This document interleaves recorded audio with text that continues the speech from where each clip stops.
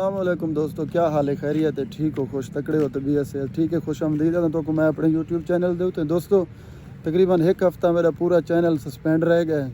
Uploading ban है।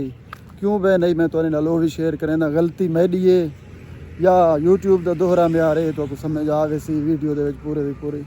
सब तो पहली गल है मेरे को एक ईमेल है यूट्यूब वाले का, उन्हें कि अस तकरीबन 2025 के कमो बेश मैं 2 मिलियन दसेंदे पैन 2 मिलियन एशिया के जेरे चैनल हैं अस उन्होंने को टर्मिनेट किए।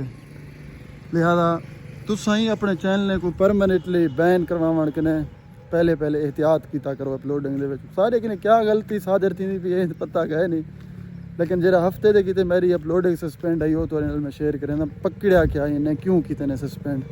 मैं एक वीडियो अपलोड की रिएक्शन टाइप का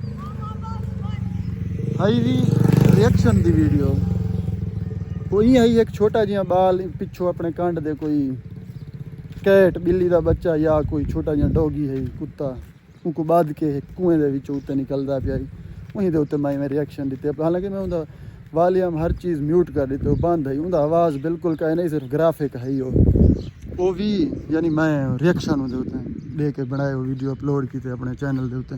शार्ट वीडियो है, लॉन्ग भी ना है, बस अपलोड करन दी दे रही। कम्यूनिटी स्ट्राइक ठक है चाइल्ड सेफ्टी का बिठा वजे वाकई वो बाल के कुएं दे विच चढ़दा पिया ही। चाइल्ड सेफ्टी का मसला तो बनता है। चाइल्ड सेफ्टी का स्ट्राइक दे के मेरा चैनल हफ्ते दे किते अपलोडिंग बैन कर दी ने। अज मन के खुले तो मैं वाला वीडियो बनाया पे अपने चैनल के उत्ते अपलोड करना पे। बी गाल दूजी दोस्त आदन फेसबुक के उत्ते कमाई का ना कहे नहीं, कमाई खत्म थी गई। सही आदन फेसबुक के उत्ते वाकई कमाई कहे नहीं। इंज रिवारें को फेसबुक साकू एशिया वाले को तकरीबन मिलियन के पिछों किथाई $2 देना पे, किथाई 4, किथाई 5, किथाई 1, किथाई अद्धा। ये भी इन्हें का दोहरा म्यार है साढ़े एशिया वाले को।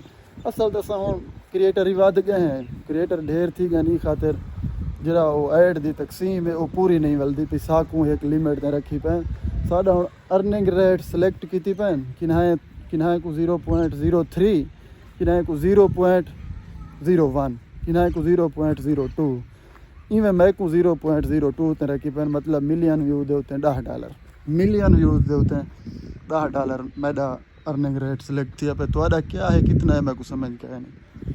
सो अगर तुम आदे हो अस अपना अर्निंग रेट वधाऊँ चंगी कमाई करूँ यूट्यूब दे विचों वाल जरूरी सॉरी फेसबुक दे विचों वाल जरूरी है अपने कंटेंट को इंग्लिश करो, इसरे की उर्दू ख़त्म कर दो। इनकम वधावड़े फेसबुक दे उत्ते तो जरूरी है वाल तुम कंटेंट को इंग्लिश करो।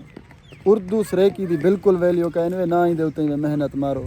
क्योंकि मैं 80 मिलियन व्यूज़ गिदे 80 मिलियन व्यू दे विच सिर्फ और सिर्फ $300 व्यूज 80 मिलियन कमाई सिर्फ $300 कहना दिला दे वाली इतना मेहनत मारन दा वाला यकीन मनो। अजकल व्यूज़ ना जरा हालात थिया पे ना फेसबुक दे उत्ते मेरी तोबा है बाबा तोबा है। तुसा गिनदे पे पता कोई नहीं, मैं तो मत्था मार के पागल थी वाला बिल्कुल ही रीच ख़त्म कर दी थी। 80% कने ज़्यादा रीच डाउन थी चुके साडा यहीं दे विच फेसबुक दे विच। खैर सिर खावे अपना। अगर आदि अस कमाई को अपने को वधाऊँ जरूरी है वाल तुसा काम इंग्लिश कंटेंट दे उत्ते करो। इंग्लिश कंटेंट तो आपको इंग्लिश लवावण दा डा नहीं आंदा AI दी मदद गिनो, लेकिन कम इंग्लिश कंटेंट ते करो उनदी। क्योंकि कुछ अंग्रेज़ें वाले पासे कि व्यूज़ जो आंदन जरा एक वैसे तो फेसबुक एक खच मारी खड़े अर्निंग रेट सिलेक्ट की खड़े। असा तो नहीं हुण इंग्लिश ते ही काम करूँ साडा कमाई वो थी सी जरा इत्थों दा हिसाब किताब साकू पहले ला रही थी। मतलब 0.002 मिलियन दे उत्ते सिर्फ $10 0.002 मैं ना मिलियन ते $10 थी पता नहीं। तुस आप सोचो 20 थी मैं को पता मैं ना 10 थी 20 नहीं थी $10 थी 0.02। अगर तुस आदे हो फेसबुक दे उत्ते अस अपना इनकम इनक्रीज़ करूँ वाल जरूरी है तुस कंटेंट इंग्लिश बढ़ाओ। इसरे की उर्दू इन्हें को छोड़ दो क्योंकि फिलहाल फेसबुक दे उत्ते इन्हें दा अर्निंग रेट जरा इवें ना बिल्कुल डाउन थी गए जी बाबा। इनके पैसे क्या नहीं जरूरी है वाल कंटेंट को तब्दील करो इंग्लिश वाले पासे गहन वजो। तो आपको इंग्लिश बोलना नहीं आता तो AI की मदद गिनो जिमें करो, मगर सरे की उर्दू वाले की बिल्कुल वैल्यू कहने रह गया ना ही देते इतना ज़्यादा मगजमारी करो। क्योंकि मैं आप पिछले महीने यकीन मनो 80 मिलियन व्यूज़ गिदन 80 मिलियन व्यू दे तकरीबन $300 80 मिलियन व्यूज़, इनकम सिर्फ $300।